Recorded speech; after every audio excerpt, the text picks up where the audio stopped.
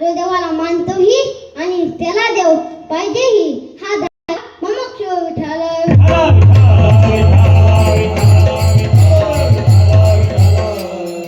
महाराजांनी पहिला वर्ग सांगितला पामर. याला किती सांगितलं तरी तो देव मानतच नाही. याला विचारलं, अरे देव आहे का? तो म्हणतो, कधी पहिलाच भेटला नाही आणि जे म्हणतात ना आहे त्याला मी मानतच नाही. तर त्याला विचारलं, हे जग कसं निर्माण झालं? तो म्हणाला, हे जग आपोआपच निर्माण झालं. हे नेचर आहे, हे सर्व नैसर्गिक आहे. महाराज म्हणाले, असं कसं होईल बाबा? तो म्हणला, नृत्याच्या ठिकाणी आपोआपच ठसका, गुळाच्या ठिकाणी आपोआपच गोडी, साखरेच्या ठिकाणी आपोआपच गोडी, तसं हे जग पण आपोआपच निर्माण झाले. महाराज म्हणाले, असं कसं होईल बाबा? मडका असते की नाही मडका? ते मडका आपोआपच जमिनीतून वर येतात का? त्याला घडवण्यासाठी काहीतरी असतं ना, त्याला घडवण्यासाठी शेतात जावं लागतं. शेतातून काळी माती आणावं लागते. त्या मातीचा चितकट बनवून त्याला आकार देऊन अग्नीमध्ये भाजावं लागतं. त्यावेळेला ते मडकं तयार होतं. जसं त्या मडक्याला तयार करणारा कोणीतरी कुंभार आहे ना, तसं या जगाला पण निर्माण करणारा कोणीतरी असलाच पाहिजे. बघा ना, किती सुंदर जगे, तर या जगाला निर्माण करणारा किती सुंदर असेल. नाम तुम्हारा तारणारा कब तेरा दर्शन होगा, जितना कितनी सुंदर, वो कितना सुंदर होगा. बघा ना, किती सुंदर आहे जगे, तर या जगाला निर्माण करणारा किती सुंदर असेल. एक छोटासा मुलगा होता. त्याचे वडील रोज शेतात कामाला जायचे. तो मुलगा मंदिरात हरिपाठाला जायचा, भजनाला जायचा. पण दुर्दैवाने त्याचे वडील देवाला मानतच नव्हते आणि त्याचं नाव बाळू होतं. महाराज, बाळू नाव चांगले, बाळासाहेब नाव चांगले, पण आता नाव पण लई प्रकारचे झाले. कुणाचं नाव शांती, नसलेले भांडण आणती. कुणाचं नाव गंगाधर आणि आंघोळ महिनाभर. कुणाचं नाव सुलोचना आणि पाहती मुंबई पुणा. असले नाव महाराज कधी ठेव जाऊ नका. तर असंच एक आजीला झाली ना, त्यांना तिचं नाव काय ठेवायचं? जनाबाई मुक्ताबाई गांगोत्रा. आजीबाई बघायची टीव्ही, तर आजीबाईंनी नाव काय ठेवलं? पप्पी. आता पप्पी कुठं नाव असतं का? आणि आजीबाईंना गेले समाधी सेवेला. कुठं? आळंदीला. आळंदीत लाखो वारकरी. दर्शन वगैरे झालं, एसटी मध्ये बसली, पण एसटी मध्ये काय बसायला जागा नव्हती. रात्र झाली, दिवस मावळला, पण त्यांना काय बसायला जागा भेटली नाही. रात्रीचे 7 वाजले. कंडक्टर एसटीच्या खाली उतरला आणि आजीबाई काठी टेकत कंडक्टर बचाली. कंडक्टरला म्हणाली, कंडक्टर, रात्र झाली, दिवस मावळला, पण मला काय बसायला जागा भेटली नाही. तू मला ना कळू, पण माझी पप्पी घे. तो कंडक्टर बेहोशच झाला. दुसऱ्या कंडक्टर आला. आजीबाई त्याला पण म्हणाली, अरे रात्र झाली, दिवस मावळला, पण मला पण काय बसायला जागा भेटली नाही. तू मला ना कळू, आता तू तरी माझी पप्पी घे. त्या कंडक्टरला तर दवाखान्यातच नेलं. आजीबाई पद्धतीने घेऊन आली, म्हणाली, ही काय झोपायची वेळ आहे, आता तरी माझी पप्पी. कंडक्टर कोमातच गेला. पुन्हा सिद्धीवर आले, म्हणाला, आजीबाई तुमचं म्हणणं तरी काय होतं? आजीबाई म्हणाली, अरे माझ्या नातीचं नाव आहे पप्पी, तिला ती एसटी मध्ये बसून दे, असं माझं म्हणणं होतं. तो म्हणाला, आधी सांगायचं ना, कशाला इतक्या सोया कसायला लावल्या? असले नाव महाराज कधी ठेवत जाऊ नका. नाव ज्ञानेश्वर आणि त्याची ताकद काय महाराज? ज्ञानेश्वर ज्ञानेश्वर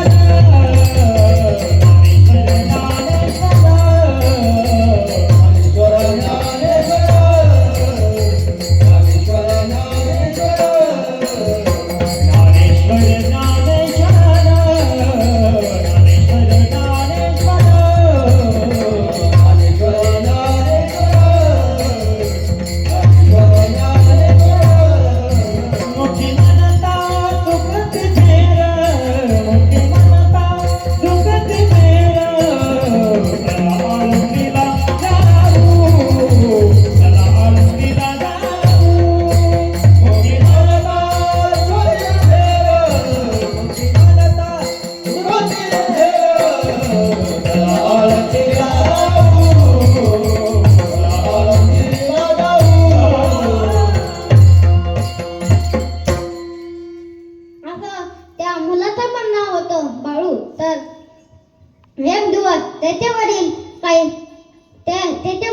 शेतात काम करायला गेले. त्या मुलांनी एक पेन्सिल घेतली, वही घेतली, सुंदर असं एक चित्र काढलं आणि संध्याकाळी वडील येऊन ज्या टेबलावर बसतात त्या टेबलावर ते चित्र ठेवलं. संध्याकाळी वडील आले, हातपाय धुतले, फ्रेश झाले, टेबलावर येऊन बसले. पाहिलं किती छान चित्र. बाळूला आवाज दिला, बाळू इकडे. किती छान चित्र, कुणी काढलं? तो म्हणाला, हे चित्र कुणीच नाही काढलं, हे चित्र आपोआपच निघालं. त्याचे वडील म्हणाले, असं कसं होईल? तो म्हणाला, अशी उडत उडत एक पेन्सिल आली, त्याने हे चित्र काढलं, काही रंग आले, या चित्रावर बसले. असं आपोआपच निघालं हे चित्र, कुणी नाही काढलं. त्याचे वडील म्हणाले, अरे गाढवा, असं आपोआप कुठं चित्र निघत असतं का? असं आपोआपच चित्र निघालं असं म्हणणाऱ्याला मी गाढव म्हणेन. तो छोटासा मुलगा होता, त्याने हात जोडले आणि म्हणाला, मी म्हणतोय हे वहीवरचं चित्र आपोआपच निघालं, तर तुम्ही मला गाढव म्हणत असाल, तर तुम्ही म्हणतात हे सुंदर जग आपोआपच निर्माण झालं, तर मी तुम्हाला गाढवाचा बाप म्हणू का?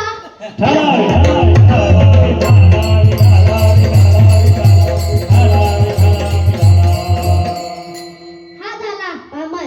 त्याला किती सांगितलं तरी तो देवाला मानायलाच तयार नाही. आणि महाराजांनी दुसरा वर्ग सांगितला, तो देवाला मानतो पण त्याला देव पाहिजे नाही. तर महाराजांच्या प्रमाणे महाराजांनी टोपलीमध्ये देव घेतला आणि गल्लोगल्ली फिरू लागले, म्हणू लागले, देव घ्या कोणी, देव घ्या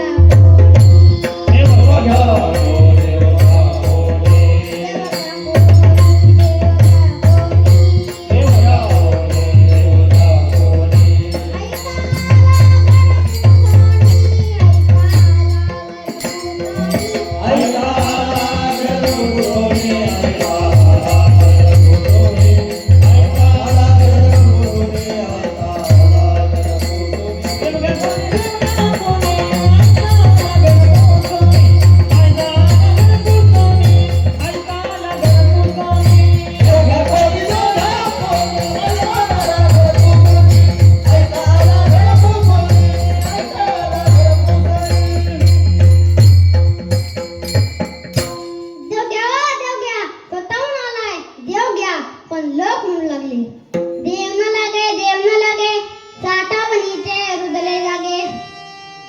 महाराज म्हणाले, तुम्हाला देव का नको? ते म्हणाले, आमच्या घरात जागाच नाही देव ठेवायला, म्हणून आम्हाला देव नको. महाराज म्हणाले, तुम्हाला देव नको तर दुसरं काय पाहिजे? ते म्हणाले, आम्हाला देवाच्या माध्यमातून स्वर्गाचे सुख पाहिजे. हा झाला विषय. आणि महाराजांनी तिसरा वर्ग सांगितला, मुमुक्षु. मुमुक्षु कुणाला म्हणतात? त्याला देवाशिवाय दुसरा काही आवडतच नाही. त्याला देवाशिवाय दुसरा काही आवडतच नाही. त्याला देवाचं वेळ लागलेलं असतं. आणि जो कोणी भेटेल त्याला एकच विचारत असतो, कोणी गावी आहे सांगा विठ्ठल, कोणी गावी आहे सांगा विठ्ठल. किंवा घुसावेसी वाटे हे जे जे भेटे तयासी, देव कृपा करील मज काय लाज राखेल. सांगा ना, सांगा, तो देव मला कधी भेटेल? तो देव माझ्यावर कृपा करेल का? सांगा ना, सांगा. अशी त्या मुमुक्षुची देवासाठी तळमळ अवस्था झालेली असती. किती तळमळ अवस्था झालेली असती? महाराज एका अभंगामध्ये दृष्टांत देतात.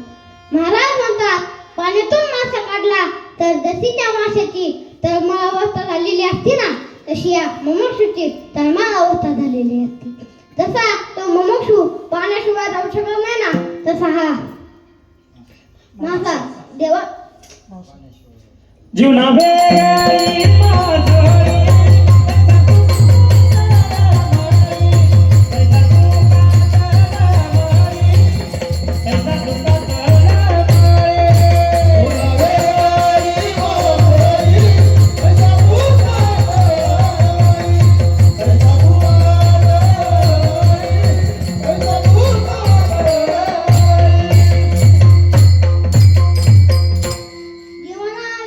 माझी तैसा तुका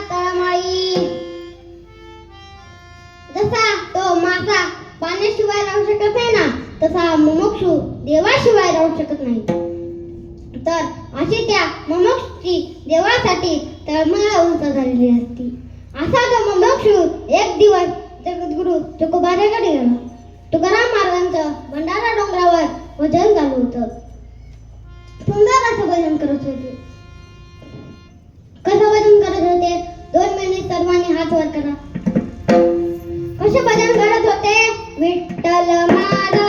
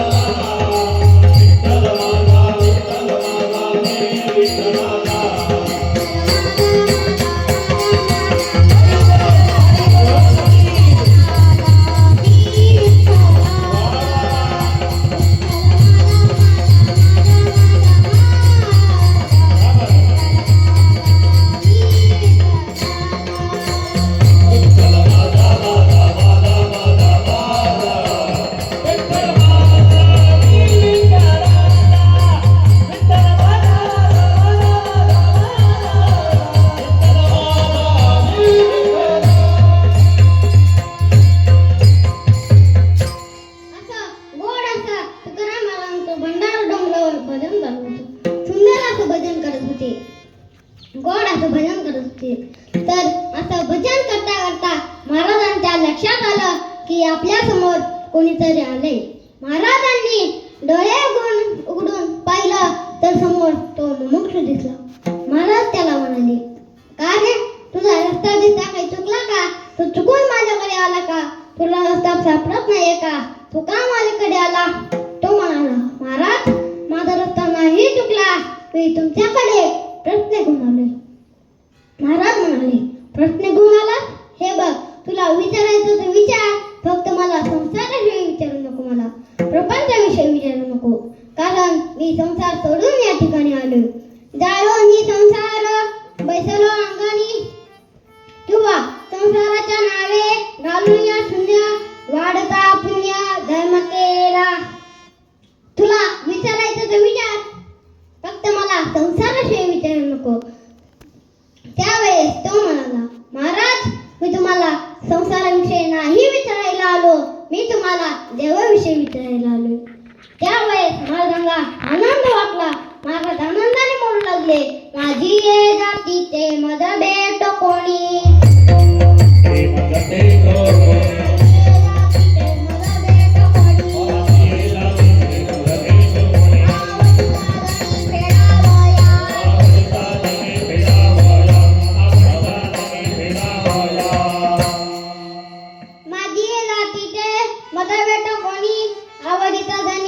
फेडावया. महाराज म्हणाले, विचार, तुला काय विचारायचे? तो म्हणाला, महाराज, मला देव पाहिजे. मला देव प्राप्ती करण्यासाठी सोपा आणि साधा एक उपाय सांगा. महाराज म्हणाले, तुला देव पाहिजे, सोपा उपाय सांगू? तरी हा सूर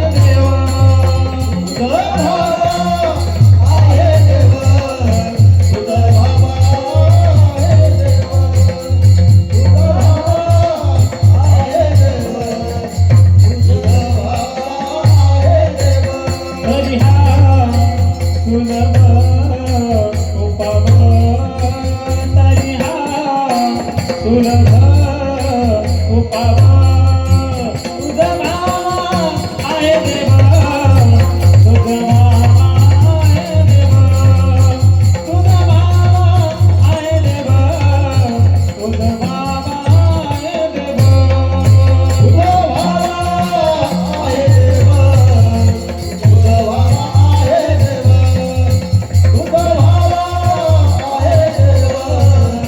तुझा भावा आहे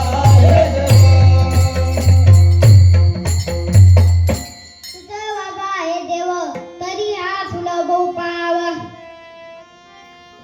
इथे एक प्रश्न मी म्हणतो ज्यावरती महाराज म्हणतात मी तुला सोपा उपाय सांगतो याचा अर्थ काही अवघड उपाय असले पाहिजे.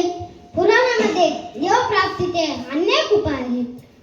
भक्ती मार्ग आहे, तप मार्ग आहे, असे अनेक उपाय आहेत पण ते आपल्याला करता नाही येणार. म्हणून महाराज त्यावेळेस तपश्चर्या करायची म्हटलं तर काही सोपं आहे का महाराज? नाही. हो आपल्याला कीर्तनामध्ये 2 पायावर 2 तास उभं राहायचं म्हटलं तर अवघड जातं. तर एका पायावर थांबून हजारो वर्ष तपश्चर्या करायची म्हटलं तर हे काय सोपं आहे का? नाही महाराज. पुढे भक्ती मार्ग. भक्तीने देवाची प्राप्ती होते पण आपण तशा प्रकारे भक्ती करत नाही. अहो आपला वाद बदलले की आपली भक्ती बदलते, वाद बदलले की आपला देव बदलतो.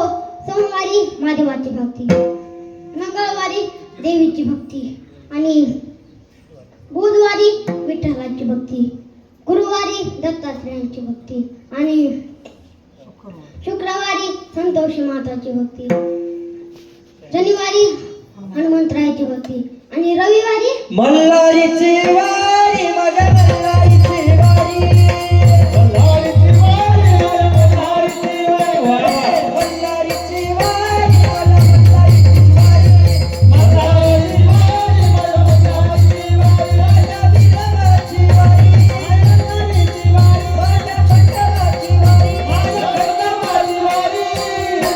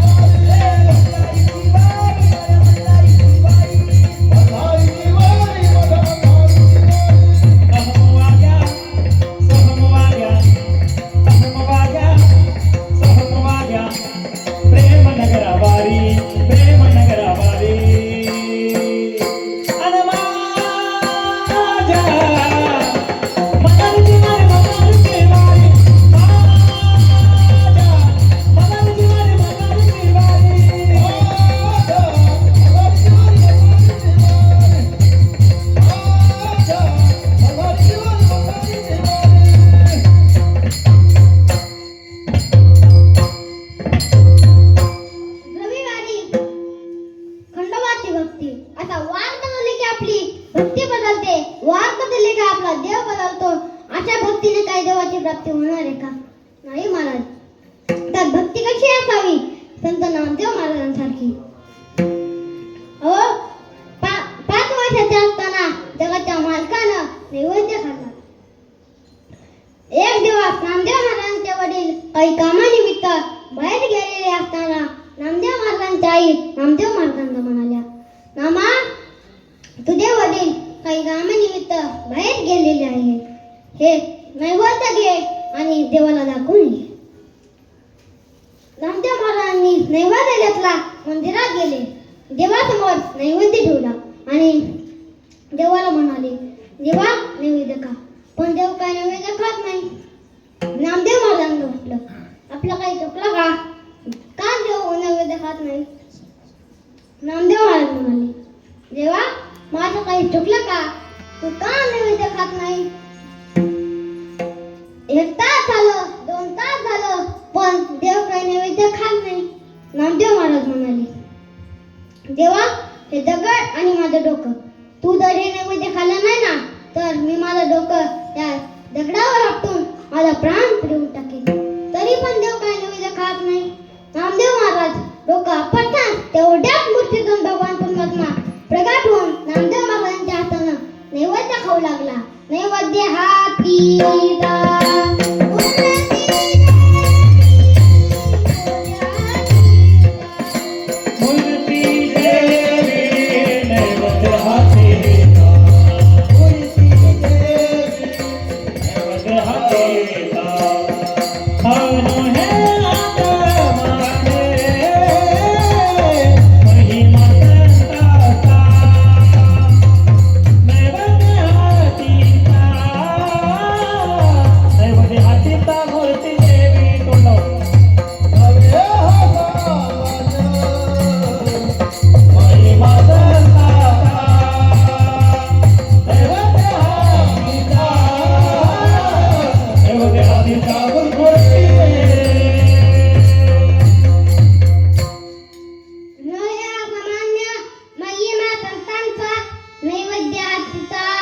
होती देवी.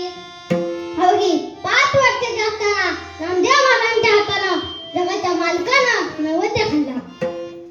तर असे अनेक उपाय आहेत, पण ते कठीण आहे आणि भक्ती मार्गही कठीण आहे.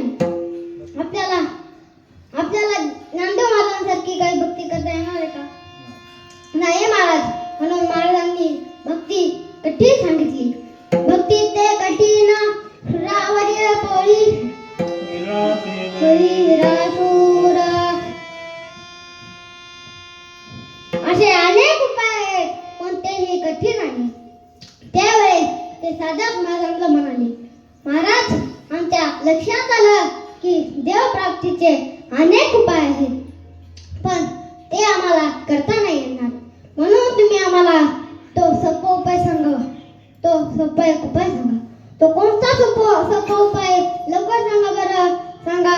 तो उपाय महाराजांच्या अभंगाच्या पहिल्या चरणात सांगतात. भावे गावे गीत, भावे गावे गीत, भावे गावे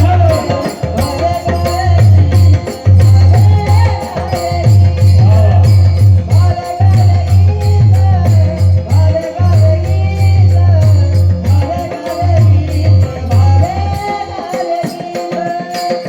भावे गावे गीत, भावे गावे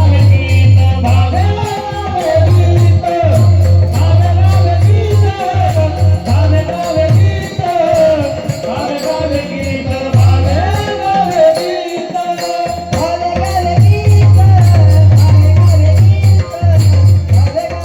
भावे गावे गीत,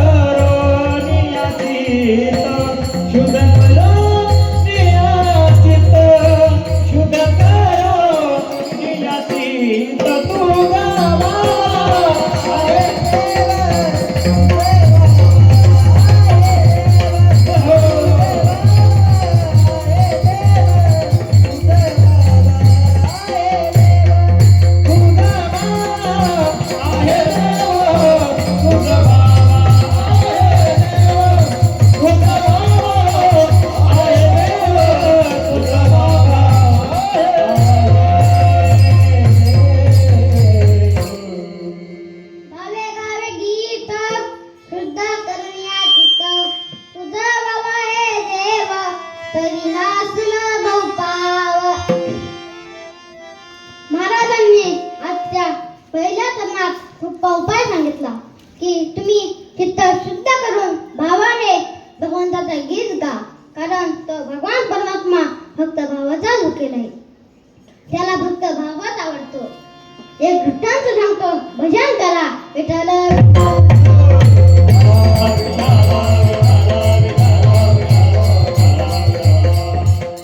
मीराबाई आपल्या कन्हैयासमोर भजन करत होत्या. गोड असं भजन करत होत्या, सुंदर असं भजन करत होत्या. पण भजन करता करता मीराबाईच्या कसं भजन करत होते?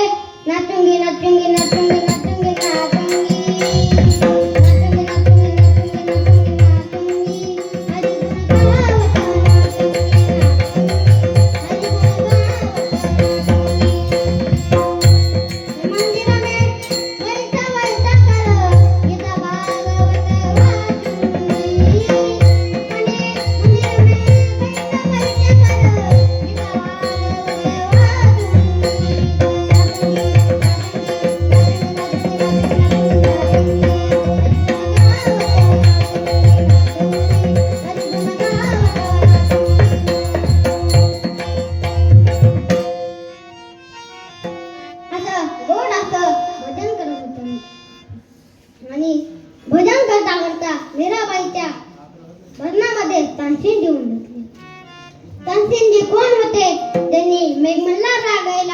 तर पाऊस पडायचा, पडदीप रागायला व दिवे लागायचे असे तानसेन होते.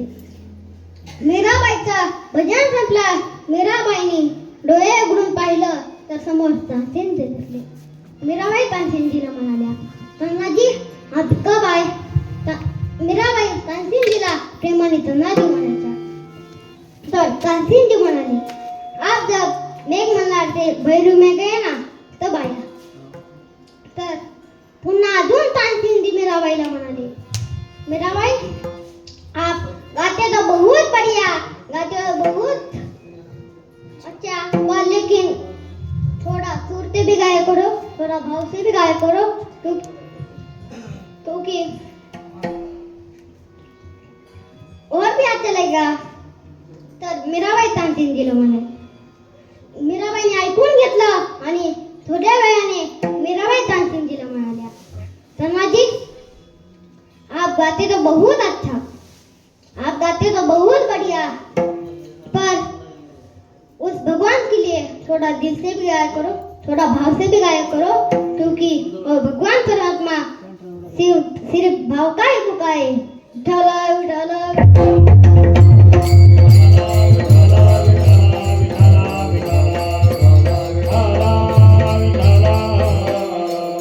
कारण तो भगवान परमात्मा फक्त भावाचाच हुकूम आहे.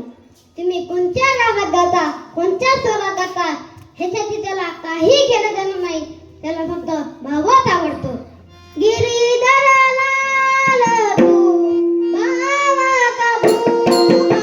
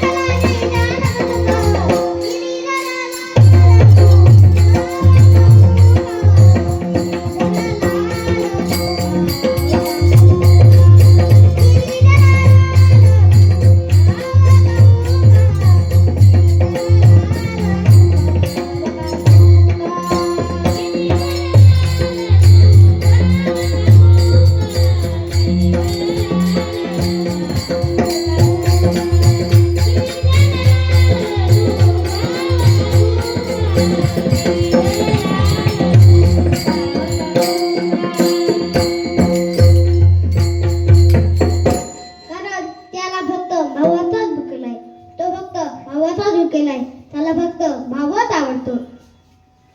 तर ज्या वेळेस कौरव आणि पांडव द्विज खेळत होते, म्हणजे जुगार खेळत होते, त्यावेळेस पांडव आपलं राज्य हरले, स्वतःलाही हरले आणि शेवटी द्रौपदीला डावावर लावलं.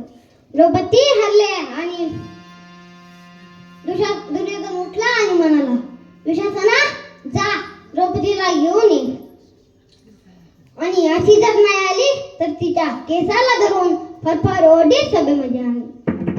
दुशासन गेला, द्रौपदीला म्हणाला, "द्रौपदी, चल, तुला दुर्योधनाने सभेमध्ये बोलवले." त्यावेळेस द्रौपदी म्हणाली, "दुशासना, मी तुझ्या मोठ्या भावाची बायको आहे, तुला कळत नाही का माझ्याशी कसं बोलावं?" त्यावेळेस दुशासन म्हणला, "द्रौपदी, तू आमची दासी आहेस, जुगारामध्ये आम्ही तुला जिंकले, आता तू आमची दासी झाली." तर द्रौपदी येत नव्हती. त्या दुशासनाने द्रौपदीच्या केसाला धरलं आणि फटफट ओढीत सभेमध्ये आणलं. द्रौपदी म्हणू लागली, "वाचवा मला, वाचवा." पण शेवटी सभेमध्ये आणलं आणि दुर्योधन उठला आणि म्हणाला, "द्रौपदी, हे माझ्या मांडीवर येऊन बस."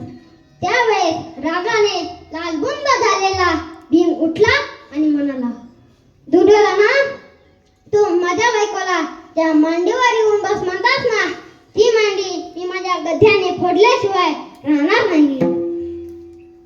त्यावेळेस धर्मराजांनी भीमाला खाली बसवलं. भीम खाली बसला आणि द्रौपदीच्या लक्षात आलं की आपल्याला या संकटामधून कोणी वाचू शकणार नाही. तर द्रौपदी दुर्योधन म्हणाला, दुशासना ओढ द्रौपदीची साडी. द्रौपदी कृपाचार्याकडे गेली, भीष्माचार्याकडे गेली, द्रोणाचार्याकडे गेली, तरी पण म्हणली वाचवा मला. व त्या सर्वांनी खाली मान घातली. शेवटी द्रौपदीच्या लक्षात आलं की मला या संकटामधून कोणीही वाचू शकणार नाही. तर त्यावेळेस द्रौपदीने चित्त शुद्ध करून अंतःकरणातून भावाला हाक मारली. कशी हाक मारली?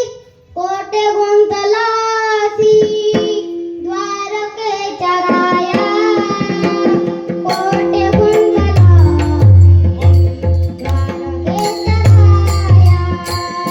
मोठे गुंतलासे द्वारकेच्या राया, मोठे गुंतलासे द्वारकेला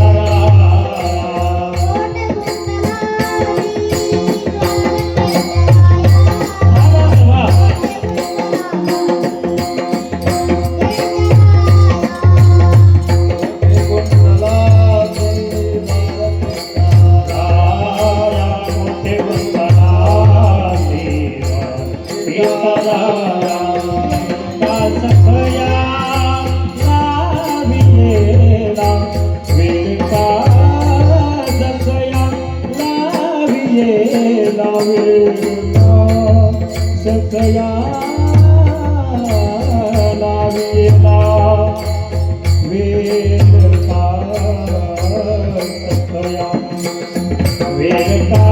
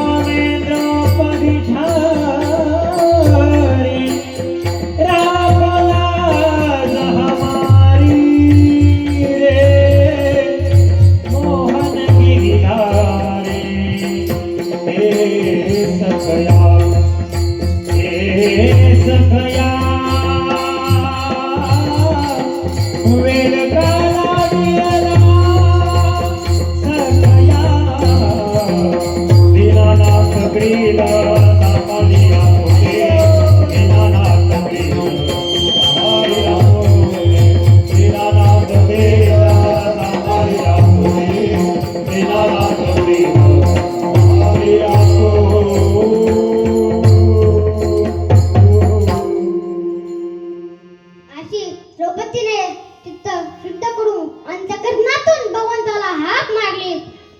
शेवटी तो माझा भगवंत धावून द्रौपदीच्या संकटात येऊन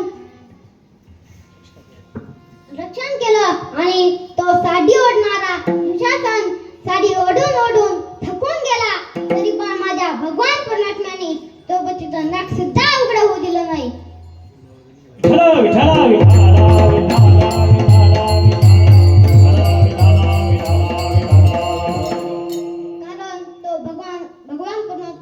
फक्त भावाचाच भुकेलाय.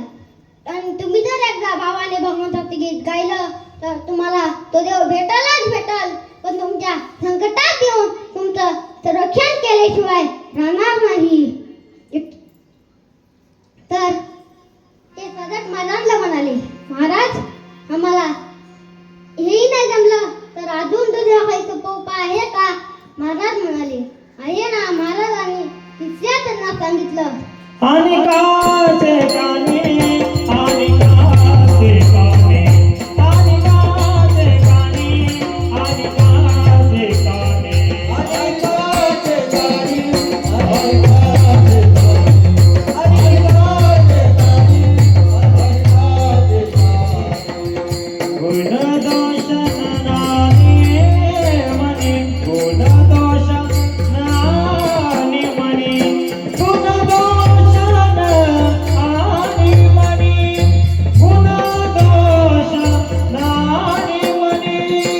तुझा बाबा आहे देव, तुझा बाबा आहे देव.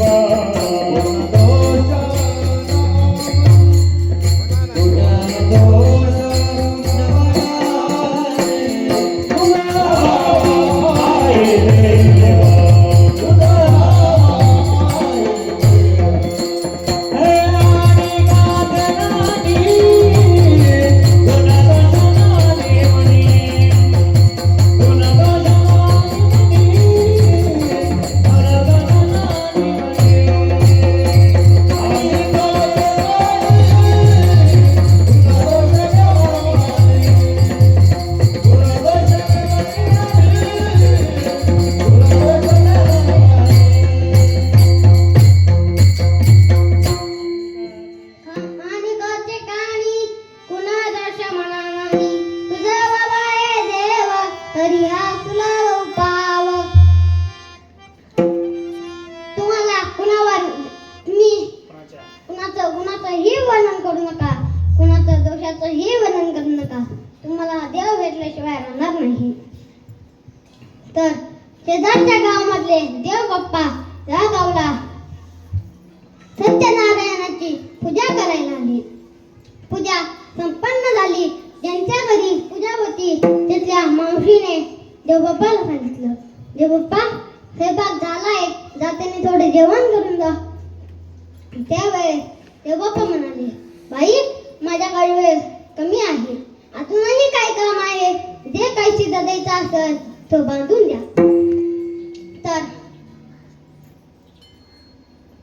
तर जो काही शिदा असेल तो बांधून द्या. तर त्या मावशीने तरीभर दूध त्या देवबाप्पाला दिलं आणि देवबाप्पाने दूध घेऊन पायी जाऊ लागले. कारण पूर्वीचे देवबाप्पा पायानेच प्रवास करायचे, पण आता कुणी पायाने प्रवास करत नाही. कारण आता गाड्या घोड्या निघाले महाराज, म्हणून कुणी पायाने प्रवास करत नाही. तर देवबाप्पा निघाले पायाने आणि वाटत एक नदी लागली. त्या नदीवर काही माणसांनी साप मारून टाकला होता. तर एक घार तिथे पाणी पिण्यासाठी आली. तिने ते साप मारला आणि त्या सापावर झडप मारून आकाशमार्गी घेऊन जाऊ लागली. देव बामून चाललाय खालून घार तोंडीवरून त्या विषाच्या सापाच्या विषाच्या गळ्या खाली पडू लागल्या. तर अशी त्या विषाची गळाई त्या वामनाच्या दुधात पडली. देवबाप्पा घरी गेले आणि म्हणाले, अगं मला दूध गरम करून दे बरं. आणि तिने मस्त दूध गरम करून दिलं आणि जसं बामणाने दूध पिलं तसं बामण मेला. वरून चित्रगुप्तांनी यादी काढली. म्हणाले, अरे ह्याचे तर आयुष्य शिल्लक आहे, ही मेला वाट काय. अरे अरे अरे हिने तर आत्महत्या केली, त्या काय याला पिछान जेवण येत. म्हणाले, आत्महत्या एवढा पात्र कशातच नाही, सगळ्या गोष्टीला प्रायचित्त आहे शेवटी, पण आत्महत्याला नाही. तर म्हणाले, अरे अरे हिने तर आत्महत्या केली, टाका याला पिछान जेवण येत. म्हणाले, थांबा याचं मरण्याचं कारण कधी काय बघून तरी का. तर बघितलं तर विष पिऊन मला. म्हणाले, विष कस काय पेलं. दुधात विष होतं. म्हणाले, दूध कोण दिलं. फलनाच्या बाईनं दिलं. टाका फलनाच्या बाईच्या डोक्यावर. बाईच्या डोक्यावर कस काय जाईल. बाईने तर तिथं शुद्ध करून प्रसाद म्हणून दूध दिलं. तर हे म्हणाले, विष कोणाचं होतं. सापाचं होतं. टाका सापाच्या डोक्यावर. सापाच्या डोक्यावर कस काय जाईल. साप तर मेला होता. म्हणाले, सापाला कोण घेऊन चाललं होतं. घार घेऊन चालले होते. टाका घारीच्या डोक्यावर. घारीच्या डोक्यावर कस काय जाईल. घरीला काय माहिती काढून बामण चाललाय म्हणून. हे बामणाच्या डोक्यावर जायला दूध देणार. बाईचं दूध देणार बाईच्या डोक्यावर जायना. सापाच्या डोक्यावर जायना. घरीच्या डोक्यावर जायना. तर मग हे पाप घालायचं कुणाच्या डोक्यावर. तर तेवढ्यात नारद मुनी आले. ते नारद मुनी चौकट फिरू लागले. चित्रगुप्तांनी नारदांना सांगितलं, नारदा असं झालंय तरी आम्हाला हे पाप कुणाच्या डोक्यावर घालायचं सांग ना बरं आम्हाला. नारद मुनी म्हणाले, घटना कोणत्या गावात घडली. चला त्या गावात.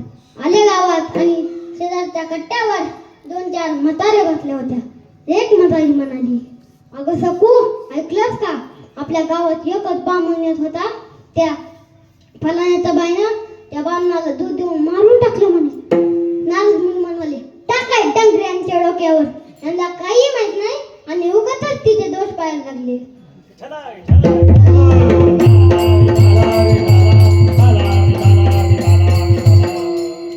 म्हणून कुणी कुणाचे दोष पाहू नये, कारण कुणाचे जर दोष पाहिले तर नसलेलं पाप आपल्या डोक्यावर येऊन बसतं.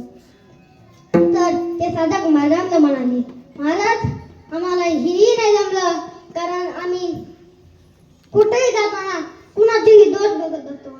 म्हणून आम्हाला हे जर काही जमणार नाही, अजून काही सोपा उपाय आहे का? महाराज म्हणाले, आहे ना. तर तो उपाय महाराज चौथ्या सदनात मस्तक झेंडला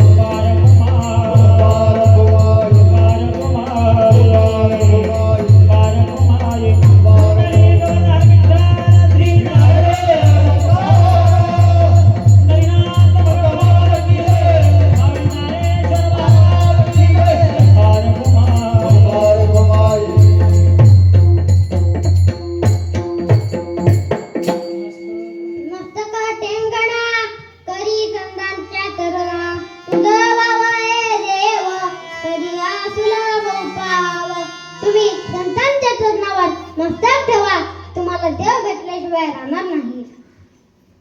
तर जंगलात राहणारा वाल्या कोळी तो जंगलात राहून त्या जंगलामध्ये जे काही ब्राह्मण येतील त्या ब्राह्मणांना त्यांची हत्या करून त्या जंगलामध्ये जे ब्राह्मण येतील त्यांची हत्या करून त्यांच्याकडून जे सोनं काही मिळतील त्या पैशाने आपल्या लेकरा बाळांना जगवायचा. तर एक ब्राह्मण मारला की एक खडा रांजणात टाकायचा. असे त्याच्याकडे खजाने 7 रांजण भरले होते. तर एक दिवस त्या जंगलामध्ये नारद मुनी आले. त्या वाल्या कोळ्यांनी नारदाला पकडलं आणि मारण्यासाठी कुऱ्हाडवरती केली. त्याच टायमाला नारदाने सांगितलं, थांब वाल्या कोळ्या, तू जे पाप करतोस कुणासाठी? तुझ्या बायको मुलांसाठी. तर घरी जा, विचारून ये की मी जे पाप करतोय त्या पापामध्ये तुम्ही वाटेकरी आहात का? तो म्हणाला, नारदा, चांगला पळण्याचा मार्ग काढलाय. नारद मुनी म्हणाले, तुला जर वाटतंय मी पळून जाईल तर मला या झाडाला बांधून ठेव. नारद तर त्या वाल्या कोळ्यांनी नारदाला झाडाला बांधून ठेवलं आणि घरी गेला. मुलांना विचारलं,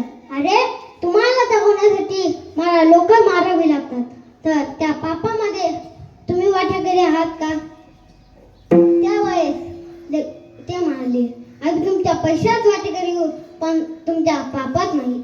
आणि तो बायको घेऊन गेला.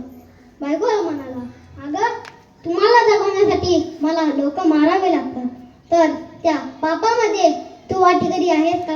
तिने ऐकून न ऐकल्यासारखं केलं. घरात गेली, काहीतरी कापायचं निमित्त केलं आणि कापता कापता बोट कापलं आणि ओढत ओढत बाहेर आली. म्हणाली, अहो माझं बोट कापलंय, मला खूप त्रास होतोय, तर माझा थोडा त्रास वाटून घेतात का? त्यावेळेस तो म्हणाला, अगं घेतला असता पण कसा वाटून घेता येईल? पण ती म्हणली, ह्याच्यातच तुमचं उत्तर आहे. जसं तुम्हाला माझा त्रास वाटून घेता येत नाही, तर मला पण तुमचा पाप कसा वाटून घेता येईल? तर तो वल्ला कोयला पश्चाताप झाला. त्याच्या लक्षात आलं की आपण ज्याच्यासाठी एवढं करतोय ते आपलं कुणी नाही. आणि तुमचं आमचंही असंच आहे हो. आपण म्हणतो हे माझे, पण आपलं कुणी कुणाचं नाही हो. माझे नाथ महाराज सांगतात, नाही रे नाही कुणाचे कोणी, नाही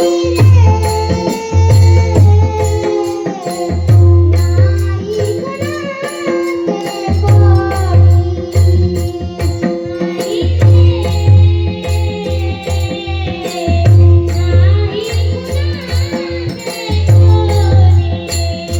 नाही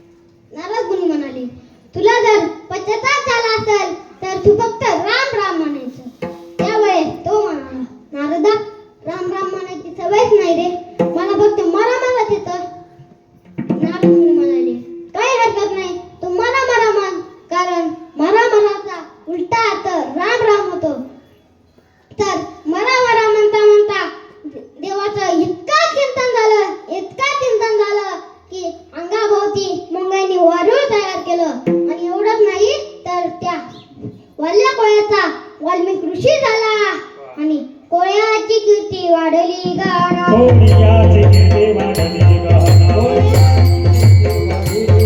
होळीयाची कीर्ती वाढली गहना हे रामायण रामा हे रामायण रामा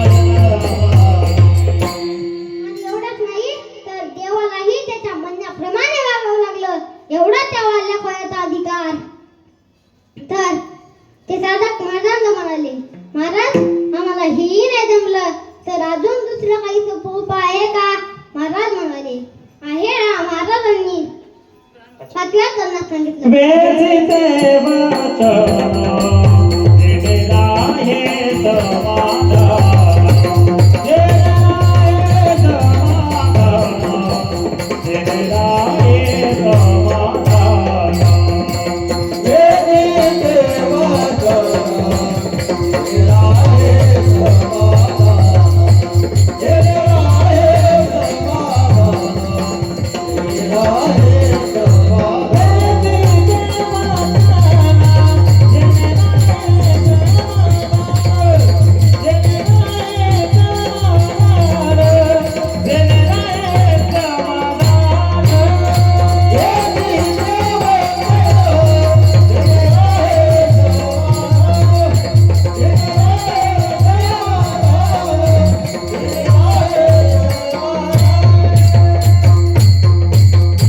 वेचिते वचन जेणे राहे समाधान तुझं नाव आहे देव तरी हा सुलभ उपाव तुम्हाला कुणावर तुम्ही इतका गोड बोला इतका गोड सांगा की समोरच्या ऐकणारे यांना आनंद वाटला पाहिजे त्यांचं समाधान झालं पाहिजे तर ते साधक महाराजांना म्हणाले महाराज आम्हाला हेही नाही जमलं तर अजून दुसरा काही सोपं उपाय आहे का महाराज म्हणाले आहे ना तर तो उपाय महाराजांच्या शेवटच्या चरणात सांगतात तुका मने फार तुका मने फार तुका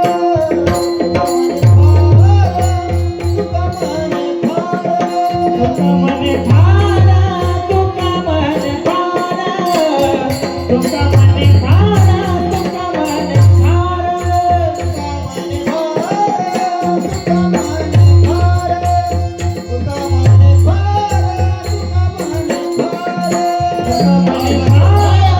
मने फार तुका मने फार तुका मने फार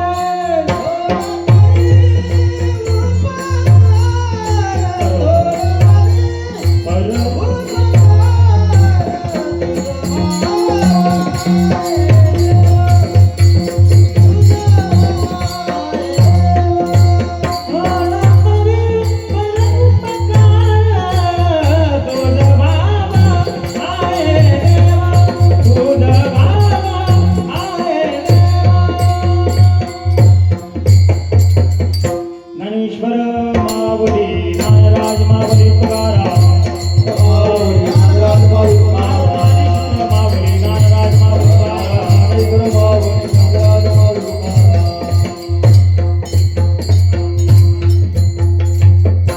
तुका म्हणे फार थोडा तरी परोपकार तुझा भाव आहे देव तरी हा सुलभ उपाव